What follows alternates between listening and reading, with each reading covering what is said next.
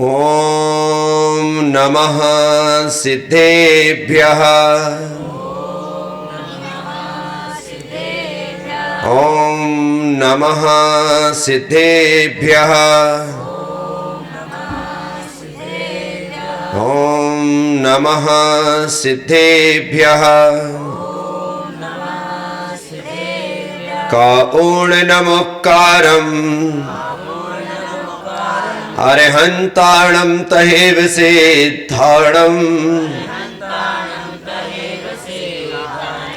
आयुर्वज्जायाणम् लोयं मीयासवसाहुणम्।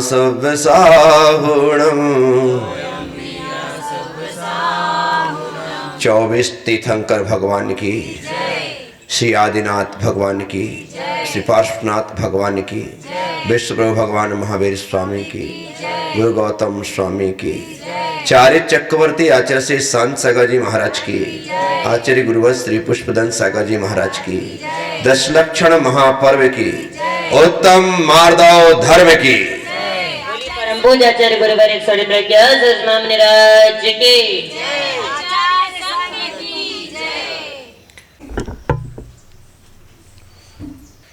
10 लक्षण महापर्व। आज उत्तम मार्दव धर्म का दिन।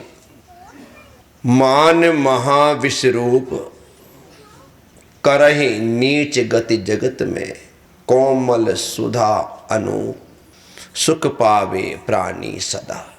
मान और मार्दव, विष और अमृत, एक मृत्यु का कारण है, एक अमृत का कारण है। जो मान है, जो उसे नहीं मारता है वह उसे मारता है। इसीलिए जो मारने जैसा है उसे मार देना चाहिए। बाहर के कोई शत्रु ऐसे नहीं है जो मारने जैसे हो, क्योंकि वे सिर्फ एक जीवन का हरण करते हैं, एक जीवन को नष्ट करते हैं। लेकिन आंतरिक जो शत्रु हैं वे अहिंसा परमो धर्म पर विश्वास करने वाले लोगों के द्वारा भी मारने जैसे हैं। बाहर के शत्रुओं में हम किसी पर हथियार उठाने की बात तो दूर, उन्हें मारने का भाव भी नहीं करते, क्योंकि भाव करना भी भाव हिंसा है। लेकिन अंतरंग जो शत्रु हैं, काम है, क्रोध है, लोभ है, मोह है, मान है, माया है, ये आंतरिक शत्रु हैं। भगवान ने कहा इन्हें मारो, एक भी जिंदा नहीं बचना चाहिए, और उस समय तक मारो जब तक ये पूरी तरह क्षय को प्राप्त ना हो जाए। इसीलिए हम जब भगवान आदिनाथ स्वामी की स्तुति करते हैं स्वयंभू स्तोत्र जी के माध्यम से, तो निर्दय भस्म सात क्रियाम आचार्य समंत्रभद्र स्वामी कहते हैं कि हे प्रभु, आपने कर्मों को निर्दयता के साथ भस्म कर दिया। जो दया पर आधारित धर्म का उपदेश देते हैं, जो अहिंसा के उच्च शिखर पर आसीन हैं, वे भगवान वृषभदेव भी कर्मों को निर्दयता पूर्वक भस्म करते। क्योंकि किसी को मारने के लिए निर्दयी होना जरूरी है। जीवों के प्रति आप दयालु रहिए, लेकिन जो निर्जीव कर्म है, जिस कारण से यह जीव अनादि से संसार में भ्रमण कर रहा है, यह कर्म जड़ कर्म घुमाता है मुझको। कौन घुमा रहा है? एक कर्म ही संसार में हमारे भ्रमण का कारण है। तो जो हमें भटका रहा है, जो हमें घुमा रहा है, आचार्य कहते हैं उन कर्म रूपी शत्रुओं को निर्दयता के साथ नष्ट कर दो। है ना यह अनेकांत धर्म? अपेक्षाकृत, जहां कहते हैं चींटी को भी मत मारो, वहां पर कहते हैं एक भी कर्मों को मत छोड़ो। आप कह सकते हो कि ऐसी विरोधाभास वाली बातें क्यों की जाती हैं, लेकिन आपको याद रखना है कि किसके लिए कहा जा रहा है। मारो, पर किसे? मान को। मार दो, क्या? मारो। जैसे ही भगवान ने कहा मारो, तो यहां पर भगवान की आज्ञा मानने के बाद तुरंत भक्तों ने, शिष्यों ने कहा भगवान मार दो। हमने तो मार दिया। क्या? शूट। क्या कहा? जैसे ही सैनिक बोलता है, कमांडर बोलता है शूट, सीधा शूट कर दिया जाता है। आंख मूंद करके कुछ देखता ही नहीं है, क्योंकि आदेश मिल गया है शूट कर दिया जाए। भगवान ने कहा मार दो। क्या कहा? मार दो। जैसे भगवान ने कहा तो हमने कहा मार दो। आपने कहा और हमने मार दिया। कमाल है। क्या समझ में? उन्होंने कहा मार दो, हमने कहा मार दो। क्या कहा? आपने की आज्ञा का पालन किया, प्रभु तुरंत मार दिया। छोड़ना मत। क्यों? क्योंकि हमारा कोई कमांडर है तो वह परम प्रभु परमात्मा आदिनाथ से महावीर स्वामी तक वे 24 तीर्थंकर हैं। आज वो नहीं है, पर उन्होंने अपने शिष्यों को, अपने अनुयायियों को अर्थात आचार्यों को आदेश दे रखा है कि जो आदेश मैं उस समय देता था वह आदेश अब तुम्हें देना है, और कहो मार दो। और यहां आदेश मिले और आपको क्या करना है? बस। क्यों मारना है? क्योंकि मान महाविष रूप। ये जो विष है ना, सबके भीतर इसे पचाने की ताकत है। क्या? समुद्र मंथन हुआ, उसमें हलाहल निकला। क्या निकला? हलाहल। हलाहल विष का ही विकराल रूप है। हलाहल। आवाज जो हलाहल निकला, कोई पीने को राजी नहीं। क्यों? क्योंकि सबको मालूम था इसे पीने का मतलब मरना। इसे पीने का मतलब, इसे पीने का मतलब एक ही था, वो अगल सन्यासी जिसने अपनी हथेली में मृत्यु को रख लिया था। उसे मरने से कोई डर ही नहीं था। उसने कहा लाओ मैं पी लेता हूं, और उन्होंने विष पी लिया। क्या पी लिया? विष पी लिया। तो जो विष पीता है वो महादेव हो गया, देवों में देव महादेव हो गया। अब देखना, जो विष को पीता वो महादेव हो गया। लेकिन जैन धर्म इससे एक कदम आगे बढ़ करके कहता है जो विषयों के विष को पी लेता है वो देवों का देव महादेव नहीं, वो महादेवों का महादेव देवाधिदेव होता है, क्योंकि उसने विषयों के विष को पी लिया है। ये सबके बस का नहीं है विषयों का विष पीना। इसलिए मान महाविष रूप। हमें मान के विष को पचाने की ताकत नहीं है, तो क्या करें? जैसे सुरों ने, असुरों ने, देवों ने, दानवों ने, मनुष्यों ने, सबने विष पीने से मना कर दिया कि हमारे भीतर वो ताकत नहीं है। भगवान कह रहे हैं मान महाविष रूप। जब विष पी करके पचाने की ताकत नहीं है तो उसका त्याग कर। ये मान विष है। किसके लिए और किस बात पर अकड़ रहे हो बताओ तो सही। हमारे पास अकड़ दिखाने के लिए क्या है? कुछ है? ज्ञानाम पूजाम कुलम जातिम बल वृद्धिम तपो बपू, ये 8 में कोई हो एक आध? ज्ञान ऐसा हो कि आपके सामने केवल ज्ञानी भी घुटने टेके तो अहंकार कर। 12वें गुण स्थान वाले को हमारे आचार्यों ने हमारे आगम ग्रंथों में छदमस्त कहा है। क्या कहा है? अब 12वां गुण स्थान वाला यदि छदमस्त अज्ञानी है तो हम 12वें गुण स्थान वाला अज्ञानी, तो अपन तो महा महा महा महा अज्ञानी मूर्ख। विचार कर। पूजाम, कौन सी तुम्हारी पूजा प्रतिष्ठा है बता देना।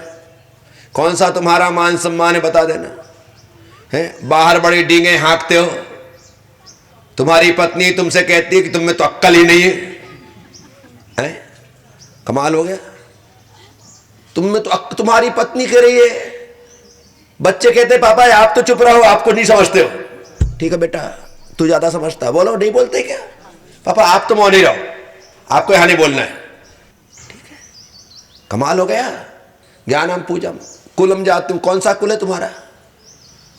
तुम्हारे कुलों का थोड़ा उठा करके हिसाब किताब बताना कि तुम्हारे खानदान में ऐसे कौन से चक्रवर्ती तीर्थंकर महापुरुष हुए हैं। भगवान विश्वदेव जिनके कुल परंपरा में इक्ष्वाकु वंश में लगातार 14 लाख पीढ़ियों तक मोक्ष होता रहा है, कौन सा अहंकार किया? हमारे यहां कौन सा ऐसे एकाध कोई मोक्ष मार्गी मिल जाए, मोक्षगामी तो दूर की बात है, किस बात का अहंकार कर रहे हैं? कौन सा ऐसा कुल है? तुम्हारी जाति माता के कुल में ऐसा कौन सा विशिष्ट व्यक्ति हो गया जो कि देश का प्रधानमंत्री या राष्ट्रपति बन गया हो, जिसका तुम अहंकार लेके चल रहे हो? बताओ तो सही। ज्ञानम पूजम कुलम जातिम बल, कौन सी ताकत है? जरा सा भी एक हाथ चूहा आ जाए तो साल के भागते नजर आएंगे, छिपकली दिख जाए तो कमरे में पहुंच जाए हैं? बता, बोले बलवान है, काय के बलवान? ज्ञान कुलम बल रिद्धि, कौन सी रिद्धि आपके पास है? कोई काज है? कोई रिद्धि नहीं। तपस्या एक उपवास कर ले तो अपन अपने आप को समझो अरे यार मैंने तो बड़ा भारी काम कर लिया, कल थोड़ा पाना में ढंग से होना चाहिए, वो काली बना देना सुबह 6 बजे से, और हलवा तो बहुत जरूरी है, गले में बड़ा खिंचाव हो रहा है? कमाल है। वो काली में थोड़ा 2 चम्मच घी जरूर डालना, तारावट रहेगी। कितने उपवास किए? एक, वो भी पानी की छूट थी। कमाल हो गया। इतनी तो हमारी हैसियत है नहीं? और क्या बहुत बड़ा तपस्वी हो गया।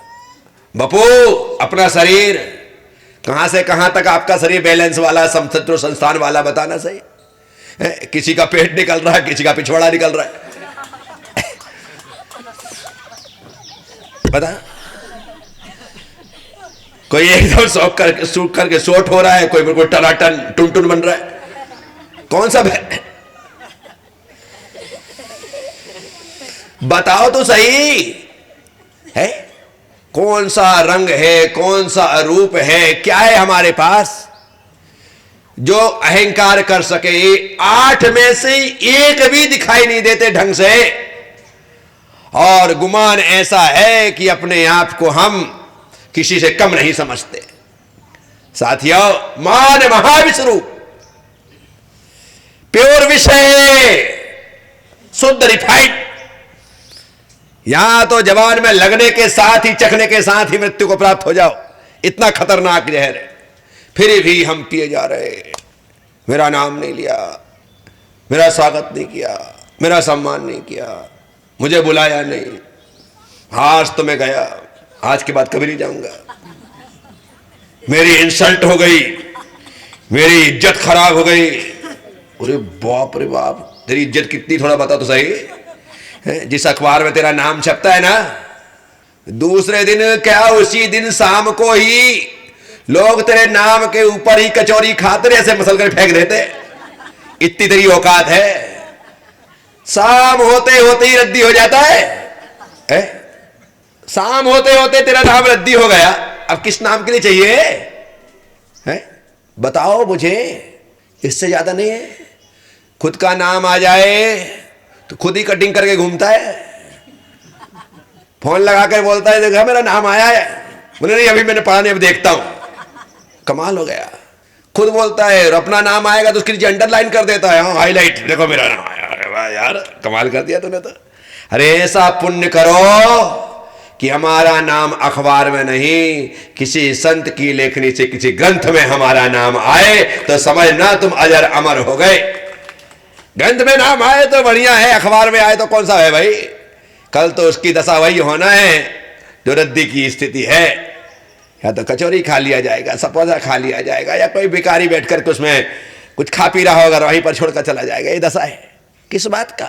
चक्रवर्ती भरत 6 खंड का आधिपत्य जीतने के पश्चात जब वहां पर विजयाद पर्वत पर अपना नाम लिखवाने के लिए, विश्वांचल पर्वत पर अपना नाम लिखवाने के लिए भेजता है तो कहता है वहां तो राम की जगह ही नहीं है।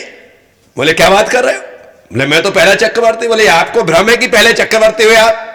आपके पहले असंख्यात चक्रवर्ती हो गए और उनके नामों से वो वसवांचल पर्वत पटा पड़ा है। क्या बात है। चक्रवर्ती भरत ने कहा यदि ऐसी बात है नाम तो लिखना ही पड़ेगा।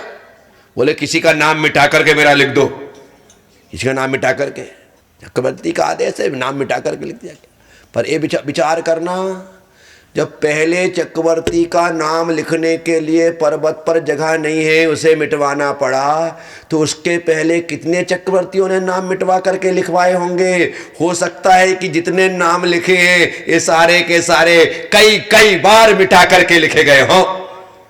ये दुनिया जब से है ना, धरती का एक कोना भी ऐसा नहीं, एक टुकड़ा भी ऐसा नहीं है जहां पर किसी को जलाया और दफनाया ना गया हो। जहां पर हम बैठे ना, ये जहां मैं बैठा हूं, इस स्थान पर कम से कम 5 लोगों को जलाया और दफनाया गया है। इस स्थान पर सारी दुनिया शमशान घाट है। सारी दुनिया क्या समझते हो तुम कि इकलौते तुम ही पैदा हुए हो और तुम ही जिंदगी को जियोगे? नहीं, हमारे जैसे एक से एक लोग पैदा हुए और खाक में मिल गए, वही हमारे साथ होने वाला है। कितने लोगों को कंधे पर रख करके छोड़ के आ गए बताना? कितने लोग? जैसे तुम छोड़ के आए हो ना, वैसे एक दिन तुम्हें छोड़ के आ जाएंगे। कुछ नहीं है, जितना समय जितना जीवन हमारे पास है वही महत्वपूर्ण है। मान महाविश्वरूप कर ही नीच गति जगत में। क्या कहते हैं? क्या कहते हैं? ये जो संसार में जहां हम रह रहे हैं ना, यहां पर ये अहंकार हमें नीच जाति के लोगों से भी नीचा बना देता है। नीच गति का मतलब होता है बिल्कुल आपको निम्न बता देने वाला। कैसा बता देने वाला? निम्न बना लेने वाला। ऐसा नहीं कि आप नीच गोत्र में पैदा हो गए, उच्च गोत्री होने के बाद अहंकार की वजह से आप नीच गोत्री की तरह निम्न हो गए, नीच हो गए। कोई आपको पूछने वाला नहीं है। तुमसे तो अच्छा वो कुत्ता है जिससे पुचकारा तो जाता है, ऐसा करके बुलाया तो जाता है। विचार करना।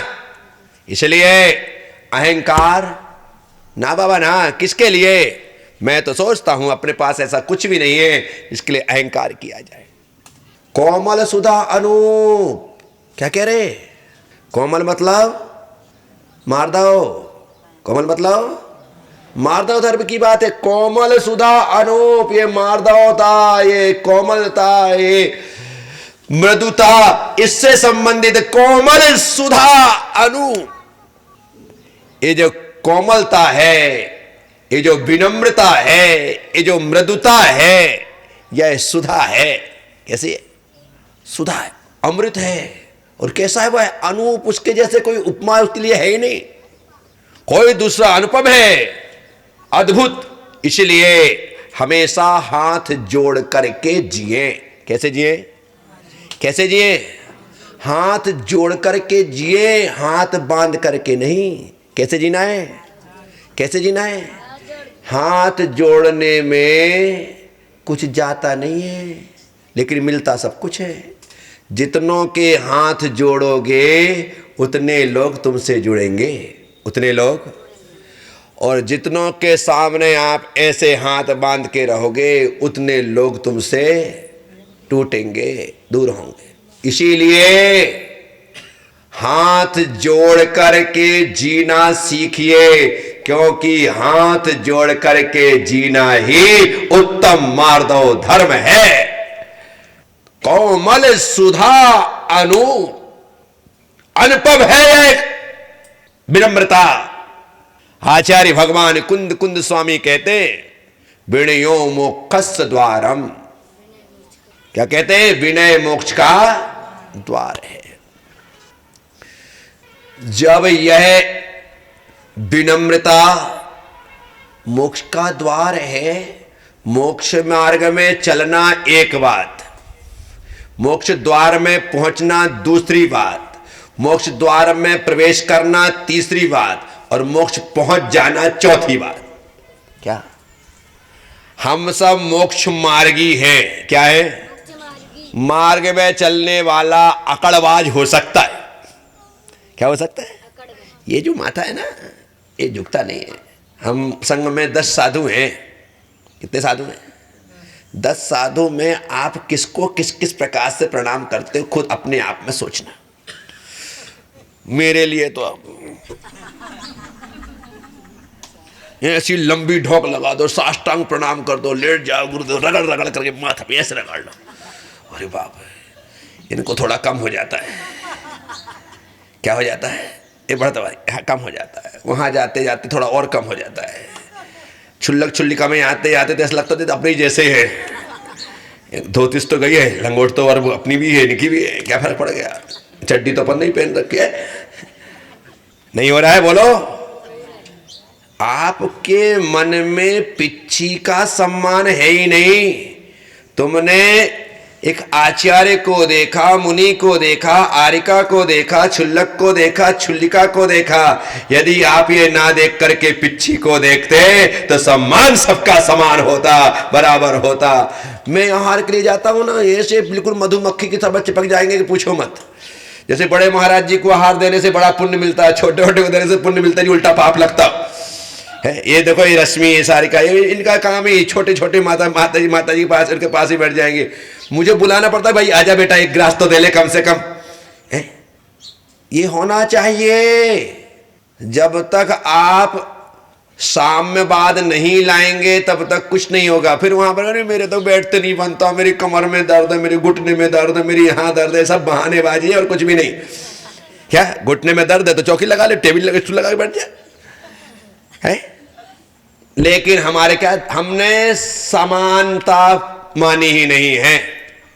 इसी कारण से क्या हो रहा है, जो अहंकार नष्ट होना चाहिए वो नष्ट नहीं हो पा रहा है, अभी भी जिंदा है। तो मैं कह रहा हूं मोक्ष मार्गी अकड़ में जी सकता है। कैसे जी सकता है?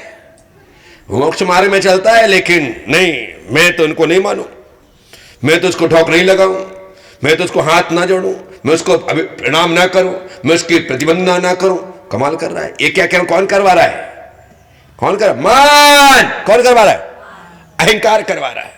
और यदि अहंकार ना हो ना तो अपन तो सबके सामने दंडवत हो जाए। धन्य वो वात्सल रत्नाकर आचार्य विमल सागर जी महाराज।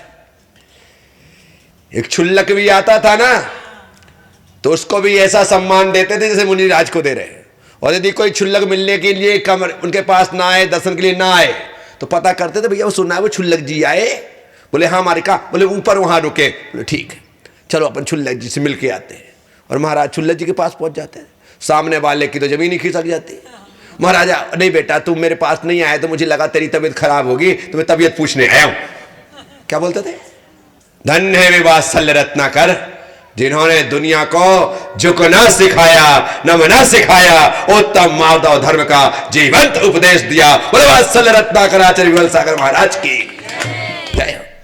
कोमल सुधा अनूप सुख पावे प्राणी सुधा। जो विनम्र है वो हमेशा सुख को प्राप्त करता है। सुख उसके इर्द गिर्द घूमता है, या यूं कहें कि वह सुख के चारों तरफ सुख से घिरा हुआ होता है। सुख उसके पास। आचार्य भट्टकेर स्वामी मूलाचार्य जी में लिखते हैं, जिस शिष्य को अक्षर मात्र का ज्ञान नहीं है, वह शिष्य यदि पूरे संघ की सिर्फ सेवा करता है, उनके सामने शास्त्र रखता है, उठाता है, कमंडल में पानी भर देता है, इतना करता है, तो वह शिष्य सबका चहेता होता है। क्या होता है? जिसको कुछ भी अंगूठा छाप है, एक अक्षर का ज्ञान नहीं, यदि संघ की सेवा कर रहा है तो वो संघ में सबसे प्यारा है। तो ज्ञान महत्वपूर्ण नहीं है, समर्पण महत्वपूर्ण है। इसलिए जहां समर्पण है वहां उत्तम मार्दव धर्म है, और जहां समर्पण नहीं है वहां पर सिर्फ सिर्फ सिर्फ अहंकार है। तो आप सब लोगों को आज के धर्म का नाम याद रखना है। क्या नाम है? मार्दव। क्या नाम है? मार दो भैया, हमने तो ओखे मार दो। अच्छो करो तुमने, ओखे मार दो है। वो जीवन के लायक नहीं है, तो तुमने मारते तो हम मार देते। अच्छो भाव कि तुमने मार दो। समझ पड़ी? ये बुंदेलखंडी में मार दो। तो साथियों, आप सब लोगों ने सुना है, अनुग्रहित उम्मीद और विश्वास रखूंगा अमृत का पान करेंगे, विष का त्याग करेंगे, विनय को धारण करेंगे, मान को हाथ जोड़ करके बाहर के बाहर विदा करेंगे। बोलिए उत्तम मार्दव धर्म की। ओम ह्रीम उत्तम मार्दव धर्मांगाय नमः। ओम ह्रीम से उत्तम मार्दव धर्मांगाय नमः। ओम ह्रीम से उत्तम मार्दव धर्मांगाय नमः। ओम ह्रीम से उत्तम मार्दव धर्मांगाय नमः। ओम ह्रीम से उत्तम मार्दव धर्मांगाय नमः।